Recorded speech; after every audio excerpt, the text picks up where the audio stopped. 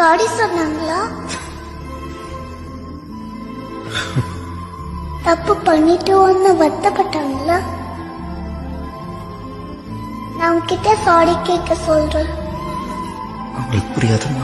Night அழுதியாமே. நான் ஏன் எதுக்குன்னெல்லாம் கேட்க போறதில்ல. எனக்கு புரியுது. உனக்கு தெரியும்ல, நான் எங்கேயும் போகல, உன் கூட தான் இருக்கேன். நான் ஒரே ஒரு ஹக் மட்டும் பண்ணிக்கிட்டா, மை வார்ம் ஹக்ஸ், ஒரு நாள் கண்டிப்பா எல்லாம் சரியாகும். நம்பு, தைரியமா இரு. Take care.